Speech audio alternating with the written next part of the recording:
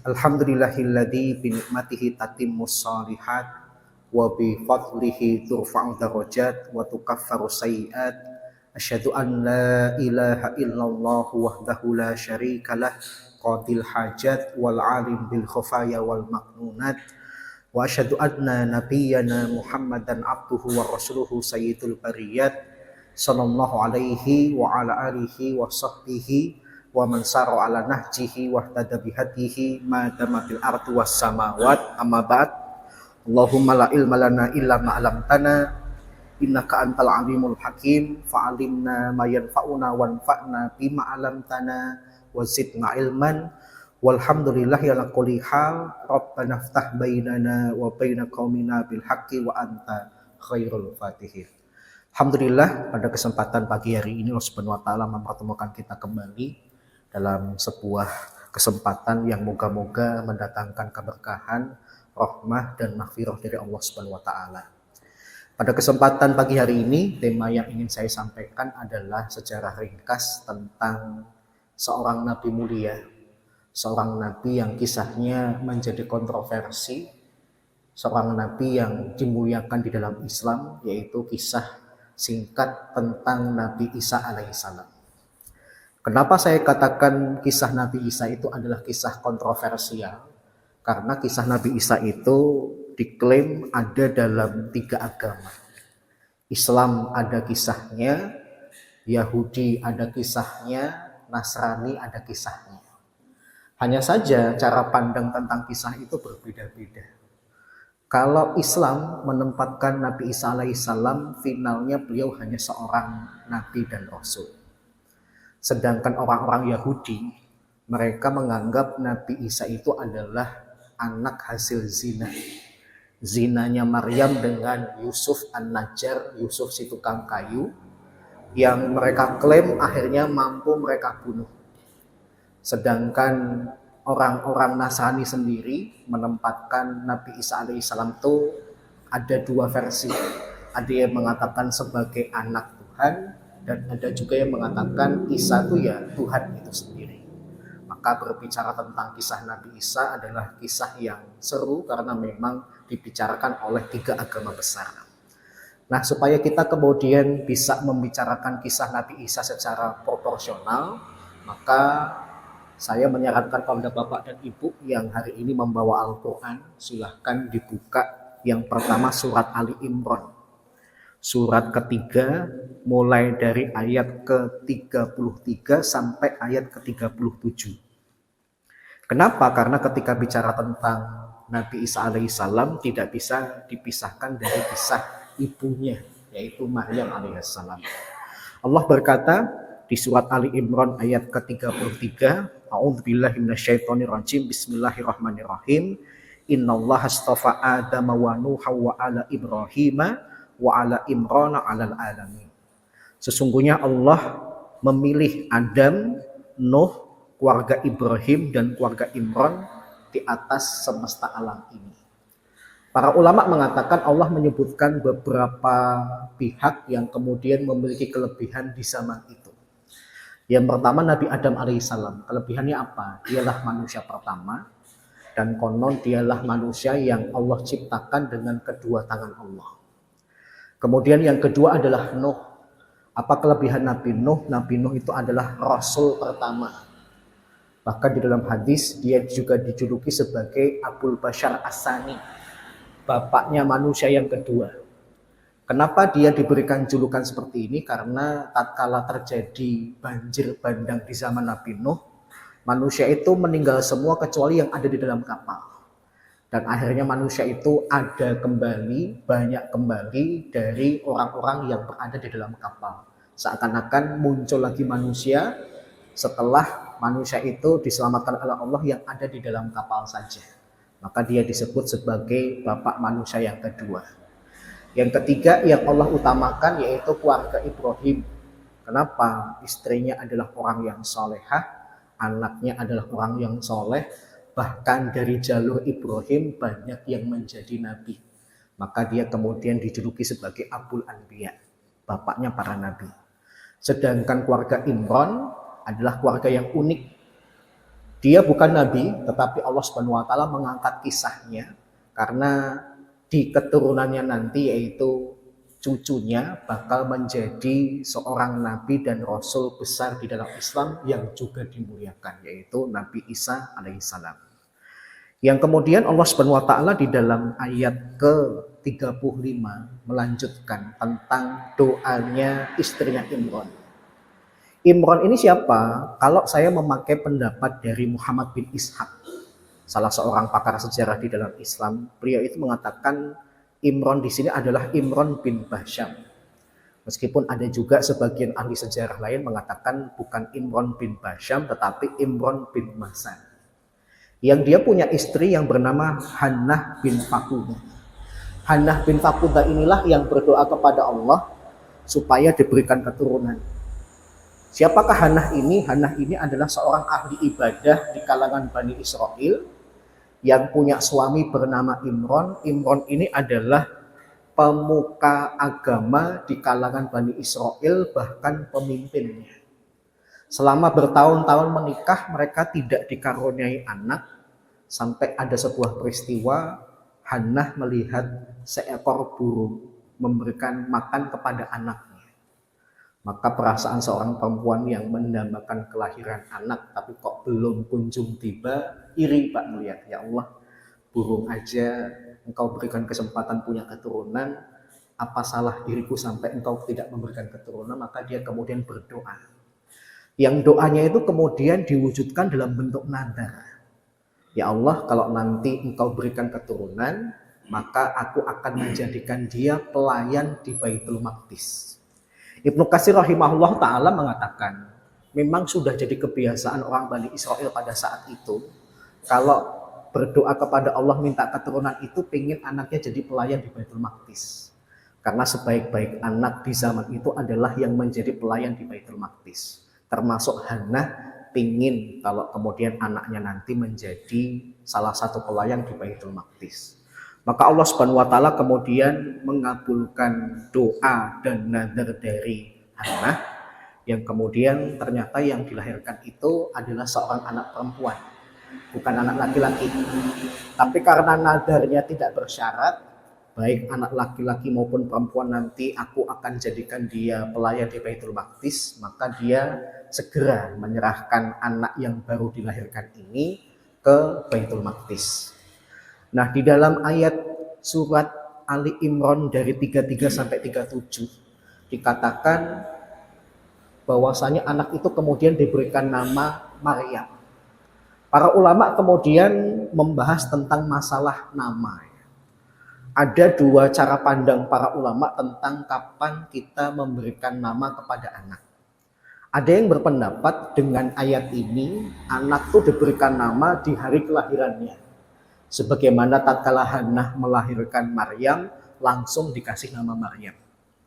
Tetapi ada juga yang berdalil dengan hadis riwayat Abu Dawud, bahwasanya Rasulullah SAW berkata, kullu gulamin rohinatun bi aqiqatih tutbahu anhu yauma sabihi wa yuhlaku wa yusamma. Setiap bayi yang dilahirkan itu tergadaikan dengan akikohnya, maka disembelih pada hari ketujuh, kemudian dicukur rambutnya dan diberikan nama. Nama yang diberikan Hannah kepada anaknya itu adalah Maryam. Yang konon Maryam itu maknanya kalau bukan abidah, yaitu ahli ibadah, Maryam itu secara bahasa artinya khotimah, artinya pelayan yang bakal melayani Baitul Maqdis. Ada dua versi, ada yang mengatakan begitu melahirkan langsung dibungkus kain diserahkan kepada para pemuka agama di Baitul Maqdis, tapi ada juga yang mengatakan sampai sempat disusuin dan disapih dulu, baru kemudian diserahkan. Nah, tatkala diserahkan kepada para pemuka agama di Baitul Maqdis, timbul perselisihan. Siapakah di antara mereka yang paling layak memelihara dan merawat Maryam? Di antara yang berselisih dan berkeinginan untuk merawat Maryam itu adalah paman Maryam sendiri, tapi dari jalur ibunya. Jadi konon Hannah itu punya saudara namanya Asya. Asya ini punya suami namanya Zakaria. Jadi suami bibinya yaitu Nabi Zakaria alaihissalam yang juga seorang nabi juga pingin. Tapi karena setiap pemuka agama pingin memelihara Maryam karena ini adalah anak dari pemimpin mereka, maka kemudian akhirnya diundi. Undian pertama itu yang keluar siapa? Nabi Zakaria. Mereka masih nggak terima, diundi lagi, Zakaria lagi. Sampai ketiga kali ternyata Zakaria, maka baru kemudian mereka sepakat, ya sudah deh. Berarti memang Allah mentakdirkan Maryam ini berada di bawah pengasuhan Zakaria alaihissalam. Dan saya teringat dengan sabda Nabi ya. Rasulullah SAW pernah bersabda ya, ma min mauludin illa yamussuhu syaiton hina yulad yastahilu sarihan. Tidaklah seorang bayi itu dilahirkan kecuali pasti diganggu oleh setan. Sampai kemudian dia berteriak min masati syaiton iliyah, karena dia disentuh oleh setan. Illa Maryam wa benaha, kecuali Maryam dan anaknya yaitu Isa.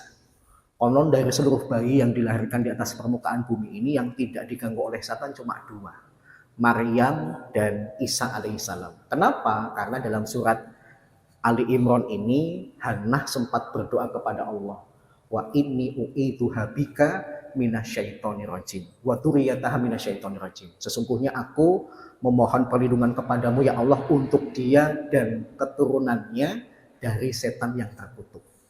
Abu Hurairah kemudian ketika meriwayatkan hadis ini berkata, kalau kalian ingin mengucapkan hal yang sama silahkan. Cuma kalau dilihat dari segi sabda Nabi cuma dua manusia saja yang dilahirkan tanpa disentuh setan, ya meskipun kita berdoa terkesan kayaknya tetap diganggu oleh setan, tetapi mungkin tidak terlalu parah dibandingkan orang yang tidak berdoa. Maka tatkala kemudian Zakaria berhak merawat Maryam alaihissalam, maka dia kemudian dibuatkan kamar khusus. Kamarnya di mana? Di atas, di lantai 2. Zakaria dan istrinya di lantai pertama, dan di lantai kedua itu adalah keponakan mereka yaitu Maryam alaihissalam. Sampai ketika Maryam alaihissalam itu sudah tumbuh besar, hampir beranjak dewasa, Zakaria itu kemudian ingin melihat kondisi Maryam di kamarnya, kemudian kaget. Kaget kenapa? Karena di tempat tidur Maryam itu ada makanan yang Zakaria dan istrinya gak mungkin Maryam bisa mendapatkan makanan itu, padahal kalau dia mau mendapatkan makanan harusnya turun dulu. Sepengetahuan kami dia nggak pernah turun. Tapi kok bisa kemudian dapat makanan seperti itu? Keanehan kedua adalah makanan yang terhidangkan di kamar Maryam itu adalah makanan yang beda musim. Kalau itu terjadi pada musim dingin, itu yang tersedia makanan musim panas. Atau kebalikannya, kalau itu terjadi pada musim panas, Maryam sedang makan makanan musim dingin. Maka timbullah rasa tanya dari Zakaria, anna laki hada.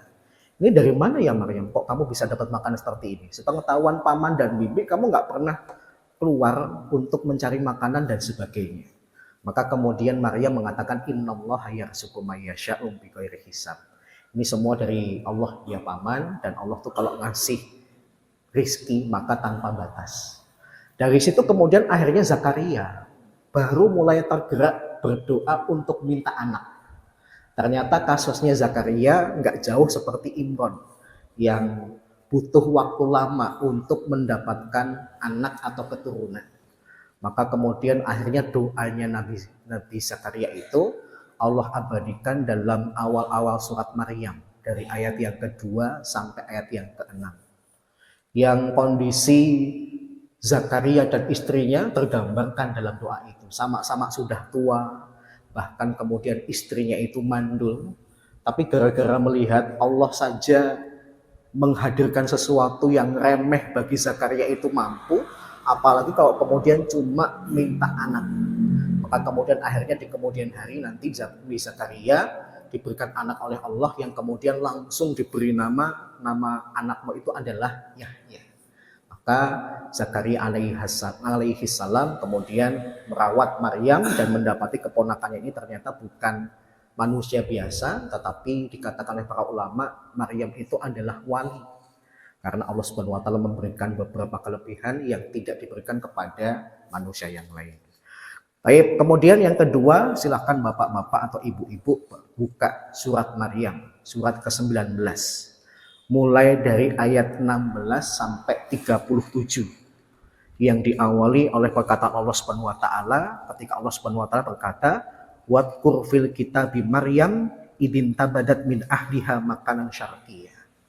Tatkala Maryam itu akhirnya kemudian sudah beranjak dewasa, supaya dia lebih bisa fokus beribadah kepada Allah, dia kemudian izin kepada paman dan bibinya untuk bertempat tinggal sendiri. Di mana? Di sebelah timur Baitul Maqdis. Ya masih di lingkungan Baitul Maqdis tapi di sebelah timurnya. Kenapa? Karena dia merasa ahli ibadah perempuan di zaman itu tidak terlalu banyak. Kalau nanti posisinya terlalu dekat dengan Baitul Maqdis menimbulkan fitnah, maka dia agak menjauh. Bahkan dalam rangka menjaga supaya dia tidak menjadi sumber fitnah, maka kemudian kamarnya itu dikasih hijab, dikasih penutup. Udah rumahnya itu ada temboknya, ada jendelanya, ada pintunya, tapi masih juga oleh Maryam itu dikasih penutup. Tetapi hal ini tidak menyebabkan Allah Subhanahu wa taala mengirimkan Jibril alaihissalam. Meskipun rumahnya sudah ada tutupnya, ada hijabnya, Allah Subhanahu wa taala kemudian membuat kejadian Jibril alaihissalam diutus oleh Allah menemui Maryam. Yang Maryam kaget, ini rumah saya sudah saya tutup, sudah ada hijabnya, tapi kok kemudian ada laki-laki. Jadi konon Jibril alaihissalam nyamar menjadi laki-laki tampan. Tatkala Jibril itu datang, Maryam takut, khawatir kalau kemudian laki-laki ini punya niat jahat kepada dia, karena cuma berdua, seorang gadis dan seorang laki-laki tampan di sebuah tempat yang tertutup. Maka kemudian Maryam kemudian berdoa kepada Allah minta perlindungan. Dia belum tahu kalau di depannya ini adalah Jibril alaihissalam. Maka ini menunjukkan bahwasanya Maryam itu adalah wanita yang suci. Karena tatkala dia akan merasa timbul fitnah, dia kemudian segera minta perlindungan kepada Allah. Makanya Allah Subhanahu wa taala berkata dalam surat At-Tahrim itu, wa Maryam ibnat Imran allati ahsanat farjaha. Maryam binti Imran yang memelihara kemaluannya, menunjukkan betapa baik dan sucinya Maryam itu diakui oleh Allah Subhanahu wa taala. Tapi kemudian Jibril memberitahu, aku ini adalah utusannya Allah. Aku ini malaikat yang Allah utus untuk memberitahukan kepadamu, kamu itu bakal hamil. Maryam kaget, Pak. Maryam kemudian menjawab dengan jawaban yang logis. Gimana bisa hamil? Saya ini belum pernah disentuh oleh laki-laki, alias saya nggak punya suami. Dan saya ini juga bukan pezina. Karena perempuan itu kan bisa hamil karena dua sebab. Karena pernikahan atau perzinahan. Maka kemudian Jibril berkata sesuai dengan perkataan Allah, sesungguhnya hal seperti itu mudah bagi Allah Subhanahu wa taala. Maka datanglah keputusan di mana Maryam itu bakal hamil. Dan gak lama setelah perginya Jibril itu, lambat laun seperti manusia atau wanita yang lain, dia kemudian hamil. Tatkala merasa hamilnya semakin besar, kemudian Maryam makin menjauh, mencari tempat tinggal yang lebih jauh lagi supaya tidak ada orang yang tahu kalau dia itu hamil. Dan tatkala dia merasa dia akan melahirkan, dia gak mau berada di rumah. Dia kemudian keluar sampai kemudian tatkala sudah merasa benar-benar akan melahirkan, dia kemudian istirahat di bawah sebuah pohon kurma. Yang Al-Quran menggambarkan Maryam itu mengalami 3 penderitaan. Pertama, penderitaan yaitu haus yang luar biasa. Yang kedua, lapar. Dan yang ketiga, sakit karena akan melahirkan. Maka kemudian Jibril datang, kemudian menyampaikan perkataan kepada Maryam. Di antaranya adalah, tenanglah, jangan bersedih. Allah sudah menyiapkan di bawah kakimu itu nanti akan ada sungai yang mengalir, yang kamu bisa minum airnya, sehingga hilanglah rasa hausmu. Yang kedua, kalau kamu lapar, goyanglah akar pohon kurma itu. Maka nanti Allah akan merontokkan rutop yang sudah matang dan itu nanti kamu bisa makan. Maka kemudian akhirnya Maryam itu menggoyang akar pohon kurma, kemudian rontoklah rutop yang sudah matang. Para ulama menjelaskannya. Kalau di logika menggoyang pohon kurma dari akarnya itu tidak akan merontokkan kurma. Jangankan merontokkan, goyangin batangnya aja enggak. Saya dulu ketika baca terjemahnya, ketika saya kemudian berkesempatan kuliah di Madinah itu, saya langsung ke pohon kurma. Kalau ada pohon kurma yang kemudian akarnya itu kelihatan, saya goyang. Saya ingin membuktikan apa benar gitu. Ternyata jangankan rontok buahnya, goyang aja enggak Pak batangnya.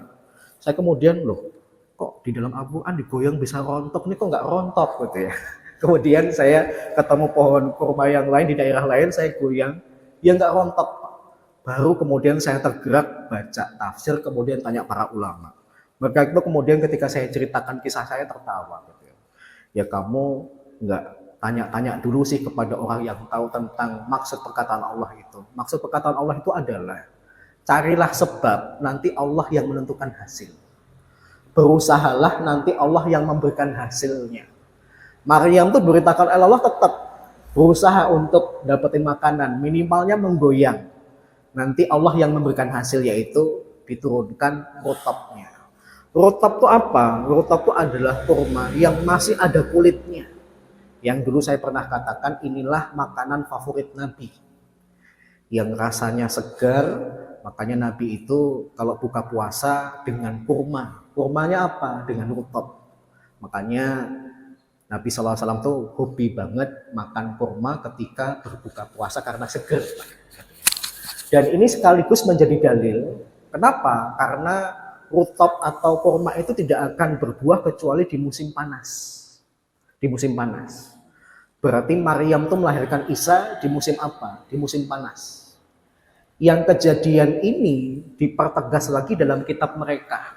Di dalam Bible, Lukas pasal 2 ayat 6 sampai 11. Lebih tepatnya nanti di ayat yang ke-8. Ayat yang ke-8 itu bunyinya, di daerah itu ada gembala-gembala yang tinggal di padang menjaga kawanan ternak mereka pada waktu malam. Para ulama mengatakan ini adalah dalil kalau Isa itu lahirnya di musim panas bukan musim dingin. Kenapa? Karena para penggembala itu berani mengeluarkan ternak mereka di waktu malam. Dan itu tidak mungkin terjadi kecuali di musim panas. Kalau musim dingin jangankan ngeluarin gembala di waktu malam Pak. Di waktu pagi aja dingin. Apalagi di waktu malam. Makanya kemudian hal inilah yang kemudian membuat banyak para ilmuwan, para ahli agama dan para ahli sejarah menggugat. Apa benar Yesus itu lahir pada tanggal 25 Desember yang identik dengan musim dingin. Nah, salah satu informasi yang bisa kita dapatkan dalam Al-Quran adalah ternyata Al-Quran sendiri berbicara ilmiah. Dia bicara tentang Nabi Isa yang lahirnya itu di musim panas, bukan di musim dingin. Nah, ketika sudah dilahirkan, maka kemudian Allah memerintahkan kepada Maryam untuk kembali ke kampung halamannya. Berat, Pak. Dia sudah berusaha untuk menjauh supaya tidak timbul fitnah, tapi Allah malah memerintahkan kamu harus kembali ke kampung halaman. Kemudian Allah tahu, nanti kalau kamu ditanyain macam-macam, diam. Maka kemudian Maryam mengatakan, inni nadartu lirrahmani sauman falan ukallimal yauma insiya. Sesungguhnya aku telah bernadar kepada Allah untuk saum, maka aku tidak akan berbicara pada manusia di hari itu. Saum di sini artinya menahan. Nah, para ulama kemudian membahas, karena di dalam ayat ini ada lafal saum, dalam surat Al-Baqarah ada lafal siam. Adakah perbedaan antara saum dan siam? Sebagian ulama mengatakan tidak. Saum itu ya siam, siam itu ya saum. Tapi ada juga yang mengatakan ada perbedaan. Perbedaannya apa? Kalau saum itu bentuk tunggalnya. Jamaknya adalah siam. Kalau Pak Margono puasa baru sehari atau 2 hari, itu sebutannya saum. Tapi kalau minimalnya 3 hari berarti siam. Ini pendapat pertama. Yang kedua, ada yang mengatakan bedanya saum dengan siam itu adalah, kalau siam itu cuma menahan diri dari pembatal puasa, dari terbitnya matahari sampai tenggelamnya matahari, dan identik pembatal puasa itu makan, minum, dan melakukan hubungan suami istri. Ini siam.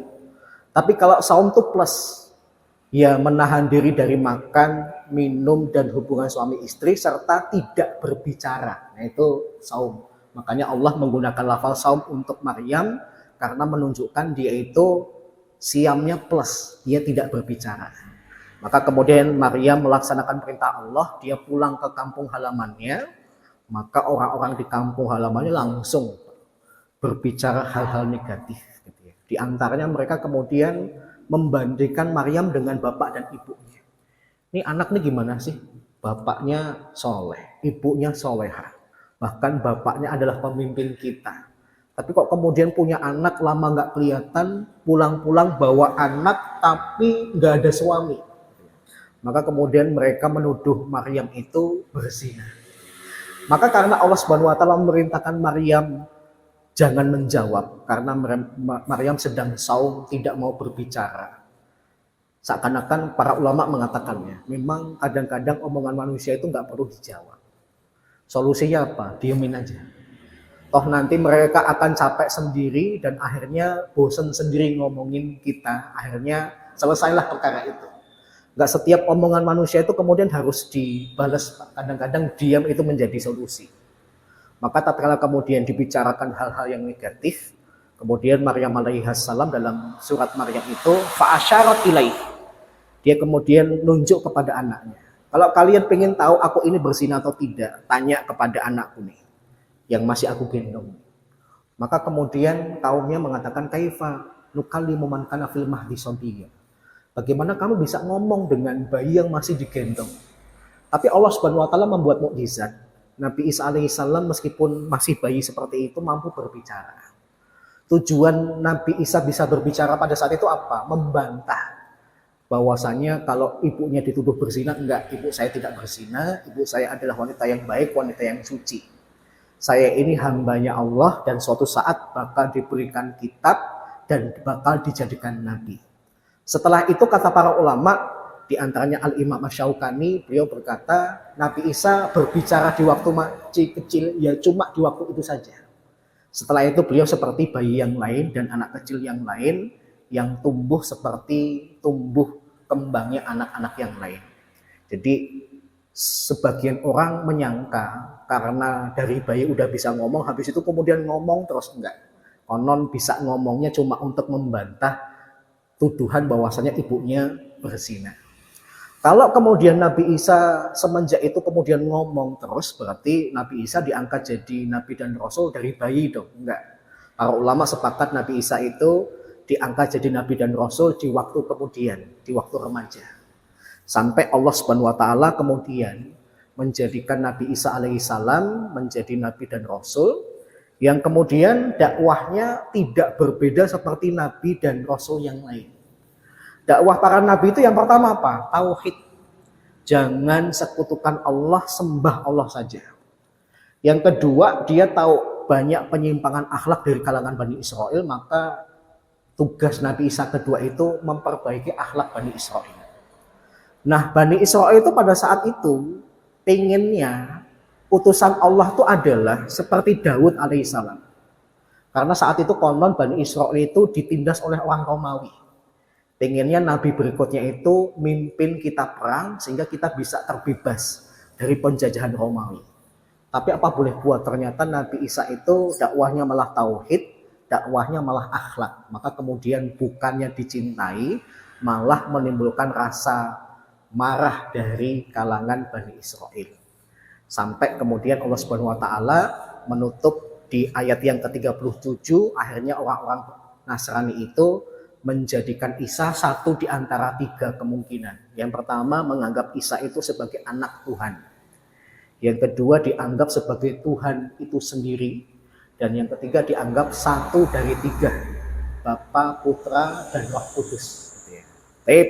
Kemudian yang terakhir surat Ali Imran ayat 49-50. Seperti Nabi dan Rasul yang lain, untuk memperkuat bahwasanya dia itu adalah utusan Allah, Nabi Isa alaihissalam itu kemudian diberikan mukjizat. Mukjizatnya diantaranya disebutkan oleh Allah dalam surat Ali Imran ayat 49 dan ayat 50-nya pemberitahuan tentang sikapnya Bani Israel kepada Nabi Isa alaihissalam. Di antara mukjizat Nabi Isa alaihissalam itu apa? Kaitannya dengan pengobatan.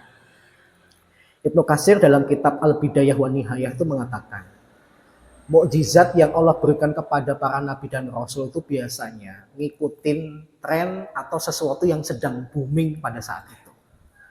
Nabi Musa alaihissalam diberikan tongkat yang mampu berubah jadi ular. Karena yang lagi tren dan booming pada saat itu adalah apa? Sihir. Maka Nabi Musa kemudian diberikan kemampuan tongkatnya ketika dilempar bisa jadi ular. Tapi itu bukan sihir. Karena para penyihir tahu yang dilakukan Musa bukan sihir. Kita ini penyihir, tahu mana yang sihir, mana yang bukan. Makanya kemudian para penyihir itu kemudian sujud kepada Nabi Musa karena tahu yang dilakukan oleh Nabi Musa bukan sihir, tapi terkesan bagi orang biasa itu adalah sihir. Yang kedua, Nabi siapa lagi? Nabi Muhammad SAW. Yang lagi tren atau booming di zaman Nabi itu apa? Syair Arab. Orang-orang itu datang dari berbagai penjuru tanding. Siapakah di antara mereka yang syairnya paling bagus? Kemudian Allah memberikan mukjizat kepada beliau yaitu Al-Quran yang nilai balaghahnya paling tinggi. Sampai-sampai para penyair pun juga sadar ini bukan dari bumi ini. Ini perkataan dari langit. Gak ada seorang pun di antara kita yang bakal mengungguli apa yang diucapkan oleh Muhammad. Kemudian Allah Subhanahu wa taala juga memberikan mukjizat kepada Nabi Soleh. Yaitu apa? Onta. Kebiasaan umatnya Nabi Soleh itu apa? Mereka itu mampu memahat. Bahkan gunung pun dipahat. Dan pahatannya itu indah sampai terkesan hidup. Saking bagusnya pahatannya terkesan hidup. Tapi Allah kemudian memberikan mukjizat. Nabi Soleh itu kemudian ditantang oleh umatnya. Kalau kamu Nabi dan Rasul, mukjizatmu apa? Nabi Soleh kemudian tanya, lah kamu mintanya apa? Ya karena kami ini pemahat, ya yang gak jauh-jauh dengan profesi kamu lah. Yang ada kaitannya dengan batu. Maka Allah kemudian memberitahu kepada Nabi Soleh sebuah batu. Ditunjuk oleh Nabi Soleh, kemudian batu itu terbelah, keluarlah seekor onta yang nanti susunya bisa dimanfaatkan oleh banyak orang. Kalau pahatannya umat Nabi Soleh cuma terkesan hidup, ini hidup beneran. Maka Ibnu Katsir tidak salah kalau kemudian mengatakan mukjizat Nabi itu disesuaikan dengan hal yang sedang tren atau booming pada saat itu. Nah yang sedang tren atau booming di zamannya Nabi Isa itu apa? Pengobatan. Konon Bani Israel itu lagi gencar-gencarnya melakukan penelitian dan penemuan dalam masalah pengobatan. Sampai kemudian Nabi Isa itu diberikan kemampuan apa? Pertama bisa menyembuhkan orang yang buta dan sopak.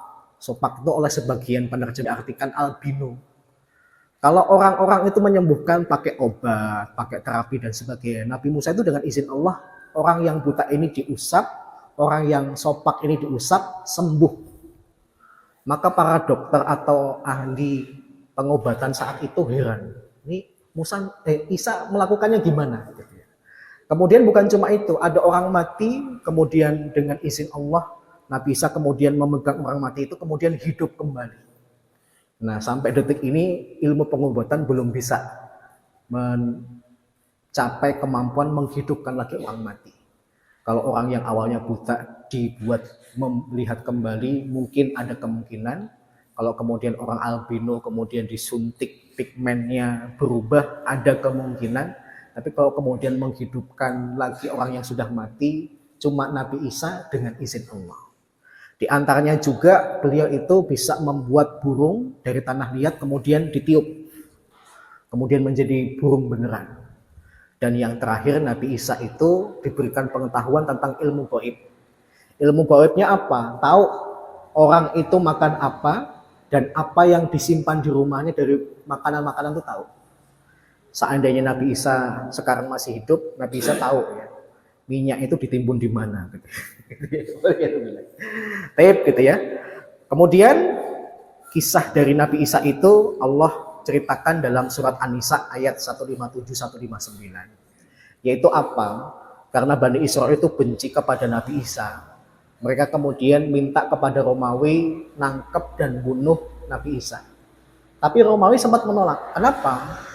Isa nggak ada hubungan dengan kami kok. Kami nggak ada masalah dengan Isa. Maka kemudian orang Yahudi kan sejahat-jahatnya orang. Mereka kemudian akhirnya bikin fitnah. Kalau kamu tidak membunuh Isa, ketahuilah Isa itu sekarang lagi ngaku-ngaku jadi raja. Dan dia itu punya rencana untuk menggulingkan pemerintahan kalian. Nah, jadi dari zaman dulu Pak, orang-orang yang jadi buzzer itu ada, ya.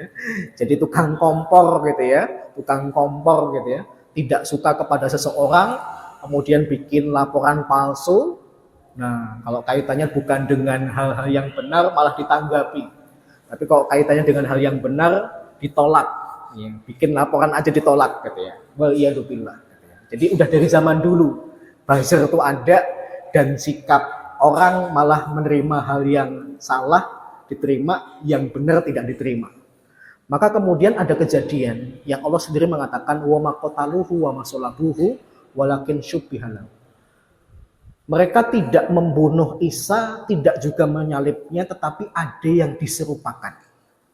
Al-Quran dan hadis tidak menerangkan yang diserupakan dengan Nabi Isa itu siapa. Al-Quran cuma mengatakan bal rafa'ahu ilaih. Tapi Allah mengangkat Nabi Isa itu ke langit. Nah, kalau kita kemudian akhirnya dapat berita, kalau yang diserupakan dengan Nabi Isa itu adalah Yudas Iskariot, karena di antara beberapa referensi yang bisa kita gunakan itu adalah namanya Injil Barnabas. Ya, Injil Barnabas. Barnabas itu siapa? Barnabas itu adalah salah satu dari 12 murid Yesus. Kalau dia kemudian punya kemampuan cerita tentang gurunya yaitu Yesus, dialah yang kompeten.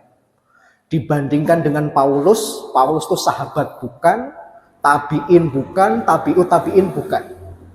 Paulus itu siapa sih? Yahudi. Dia sendiri dalam Bible itu mengatakan dia itu hobi membunuh orang Nasrani.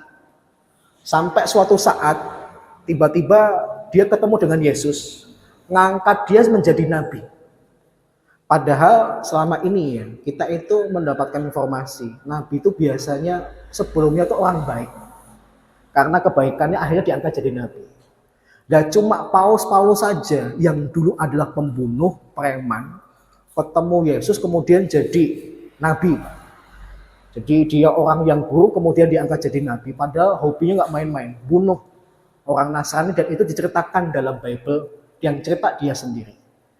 Dan konsep tentang dosa warisan itu yang menyampaikan adalah Paulus.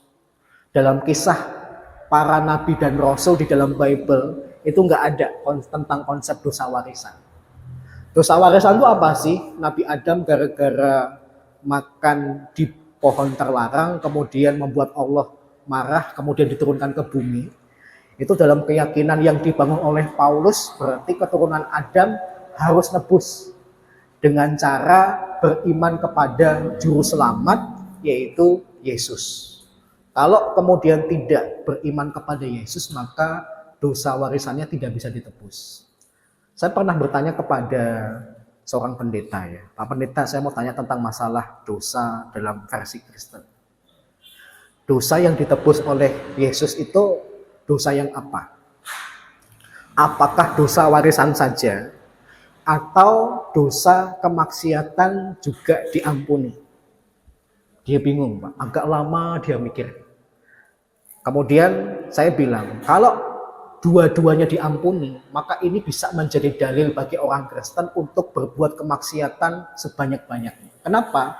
Dosa warisannya diampuni, dosa maksiatnya udah ditebus sama Yesus. Akhirnya nggak heran kalau kita ngelihat orang Nasrani itu maksiatnya pol-polan. Kemudian dia mengatakan, oh cuma dosa warisan saja mas. Kalau cuma dosa warisan saja, kesalahan Adam itu kan sepele. Makan buah di pohon terlarang. Nah sedangkan dosa maksiat manusia itu banyak banget. Gak seimbang lah kalau kemudian nebus. Nebus itu paling enak apa? Yang gede, yang kecil tanggung sendiri. Nah ini enggak. Yang ditanggung cuma yang kecil, yang gede tanggung sendiri. Itu logis enggak? Dia diam. Dia diam. Kenapa? Karena memang cerita tentang dosa warisan itu yang bangun Paulus. Bukan para nabi dan rasul. Dari Nabi Adam sendiri gak pernah cerita. Sampai kemudian Nabi Musa pun juga nggak pernah cerita. Kenapa? Karena memang nggak ada konsep dosa warisan itu. Baru kemudian itu muncul supaya kemudian doktrin atau ketokohan dari Paulus ini bisa diterima. Karena Paulus ini kan Yahudi, kemudian nyamar jadi Kristen, Kristen kemudian dibelah jadi dua. Versinya Paulus itu siapa? Katolik. Bahkan Katolik itu menjadi agama terbesar di dunia, baru kemudian agama Kristen gitu ya. Baik, kembali lagi, kalau kita kemudian mendapatkan versi yang diserupakan oleh Nabi Isa, yang disalib, yang ditangkap dan dibunuh itu adalah Yudas Iskariot, informasinya adalah dalam kitab Injil Barnabas bab 216. Itu ceritanya Yudas Iskariot masuk ke kamarnya Nabi Isa. Tapi ternyata di kamarnya Nabi Isa itu yang ada sedang tidur itu cuma murid-muridnya. Maka kemudian dia membangunkan murid-murid Yesus, kemudian berkata, Tuhan kita mana? Guru kita mana? Gitu ya. Kemudian Allah menjadikan Yudas Iskariot wajahnya, suaranya mirip kayak Yesus. Maka murid-murid lain ketika dibangunkan, ditanyain mana Tuhan kita, mana guru kita Yesus, mereka kemudian kaget, loh kok Yesus kok nanyain dirinya sendiri? Loh, Anda ini Yesus gitu ya. Ngapain kok kemudian Yesus tanya di mana Yesus gitu ya. Kemudian Yudas, bercanda kalian. Aku ini Yudas Iskariot gitu ya. Tapi kemudian nggak lama Romawi masuk ke dalam kamar itu karena mereka mendapati ada laki-laki mukanya bahkan suaranya mirip dengan Nabi Isa, yaitu Yudas Iskariot yang Allah serupakan. Dialah yang ditangkap, dialah yang kemudian disalib dan dibunuh. Makanya Allah Subhanahu wa taala kemudian mengatakan wa ma sholabuhu yakina. Orang Yahudi sendiri itu nggak yakin kalau yang disalib itu adalah Nabi Isa. Kenapa? Wajah mungkin bisa sama, tapi kelakuan pasti beda. Kayak orang kembar lah ya. Yang satunya soleh, satunya tidak soleh.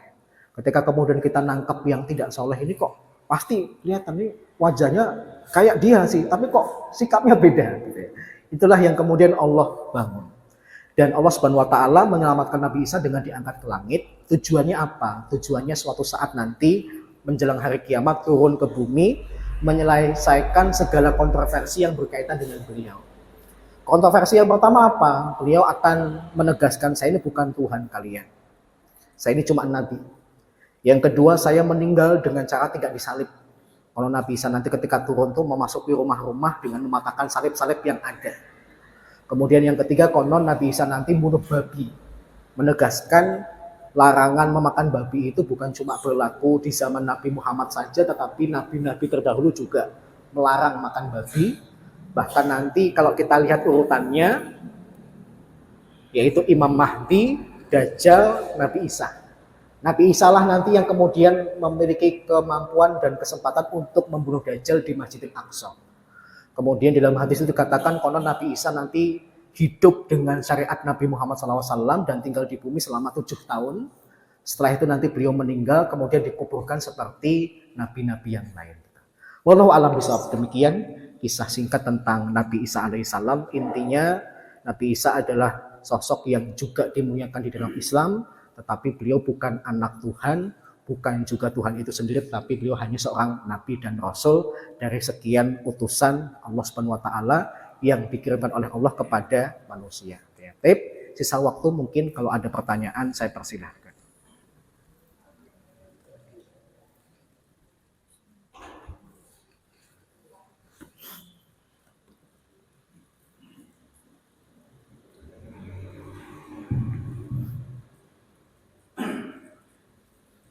Assalamualaikum. Waalaikumsalam warahmatullahi wabarakatuh. Ustaz mau menerangkan apa yang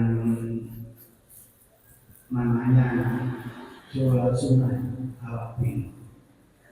Yang kedua masalah manzur dan doa yang kita baca itu sesudah berwudu atau sudah mandi. Dan yang ketiga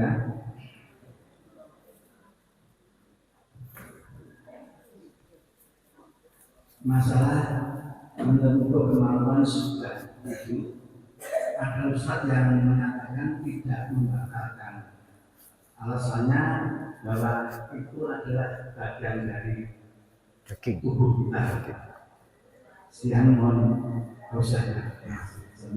Yang pertama tentang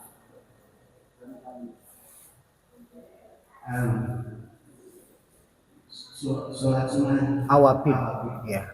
Yang pertama, sholat sunnah awabin itu diperselisihkan oleh para ulama. Kalau waktunya sih jelas di waktu pagi. Hanya saja kemudian apakah sholat sunnah awabin itu ditujukan kepada sholat syuruk atau ditujukan kepada sholat duha. Jadi para ulama berbeda pendapat. Ada yang mengatakan sholat sunnah awabin itu adalah sholat sunnah syuruk, tetapi ada juga yang mengatakan itu sholat sunnah duha. Tapi dari dua pendapat ini lebih kuat pendapat konon sholat sunnah awabin, yaitu orang-orang yang kembali kepada Allah. Awabin itu artinya orang-orang yang kembali kepada Allah, yaitu sholat sunnah duha, bukan sholat sunnah syuruk. Karena sholat sunnah syuruk itu sendiri para ulama kan juga berbeda pendapat. Ada yang mengatakan itu sholat sunnah yang tidak menjadi satu bagian dengan sholat duha. Ada juga yang mengatakan sholat duha di awal waktu namanya sholat syuruk. Jadi para ulama berbeda pendapat. Di antara perbedaan pendapat di antara para ulama, di antaranya juga sholat sunnah awabin itu masuknya syuruk atau duha. Tapi kalau lebih kuat pendapat yang mana, konon lebih kuat yang mengatakan awabin itu lebih kepada sholat duhanya daripada sholat syuruknya. Kalau tidak salah itu surat sunnah ini dilakukan sudah surat Nabi. Jadi apa yang namanya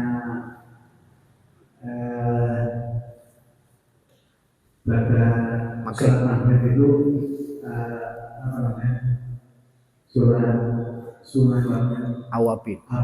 Ya, yang pertama yang pernah saya pelajari itu malah kaitannya di waktu pagi tuh Pak. Hadis riwayat Abdullah bin Umar, riwayat Muslim ada, Abu Dawud ada, An-Nasai ada. Awabin itu malah lebih kepada di waktu pagi. Makanya diperselisihkan apakah itu syuruk atau duha. Kalau kemudian ada yang berpendapat awabin itu orang yang kembali, yaitu ba'da sholat maghrib. Ada juga yang berpendapat ba'da sholat isya, itu pendapat yang kata para ulama fihi nadhar. Di sini perlu pembahasan dan penelitian yang lebih lanjut. Jadi para ulama masih berbeda pendapat tentang masalah itu. Tapi kalau yang disepakati yang di waktu pagi. Gitu. Wallahu a'lam. Itu yang pertama. Yang kedua, ketika mandi junub berdoanya setelah mandi atau setelah wudhu. Ini kayaknya pertanyaan pekan kemarin deh. Gitu ya. Nah, tergantung. Kalau kemudian habis wudhu, selesai dia keluar, maka kemudian dia berdoanya habis wudhu. Tapi kalau kemudian habis wudhu dalam mandi janabah itu dia masih ingin bersih-bersih lagi, karena mungkin ada bagian tubuh yang kurang sempurna pembasahannya, kurang sempurna, belum disabuni dan sebagainya, atau dia berkemungkinan untuk berhadas lagi, berarti nanti doanya kapan? Setelah mandi. Gitu. Jadi tergantung kondisinya. Habis dalam ritual mandi janabah kan ada wudhunya, ya. Kalau habis itu dia langsung keluar, ya berarti habis wudhu itu dia berdoa. Tapi kalau kemudian dia masih ada aktivitas habis wudhu dalam mandi janabah, maka berdoanya tentu saja habis mandi. Tergantung kondisinya. Itu yang kedua. Kemudian yang ketiga, ada sebagian ulama yang mengatakan menyentuh kemaluan itu tidak membatalkan wudhu, karena itu adalah bagian dari dagingmu. Itu pernah saya sampaikan juga, itu diriwayatkan oleh Imam Malik dalam kitab Al-Muwatta'nya. Makanya para ulama kemudian berdasarkan hadis ini, dan ada juga hadis yang mengatakan pokoknya kalau nyentuh kemaluan itu nanti membatalkan, akhirnya Imam Malik itu memberikan jalan tengah. Jalan tengahnya apa? Kalaupun kalian menyentuh kemaluan kalian setelah wudhu dianggap tidak batal, kalau menyentuhnya itu bukan karena syahwat. Tapi kalau kemudian menyentuh kemaluan gara-gara syahwat, maka batal. Itu jalan tengahnya Imam Malik, menggabungkan antara pokoknya megang kemaluan batal, sedangkan yang kedua megang kemaluan nggak batal. Jalan tengahnya oleh Imam Malik itu dikatakan kalau nyentuhnya karena syahwat batal, menyentuh bukan karena syahwat tidak batal. Wallahu a'lam. Ya. Sudah, sampun ya. Sampai di sini dulu. Kurang lebihnya mohon maaf. Kita tutup dengan kalimat majelis dan hamdalah. Subhanakallahumma wa bihamdika asyhadu an la ilaha illa anta astaghfiruka wa atubu ilaik. Assalamualaikum warahmatullahi wabarakatuh.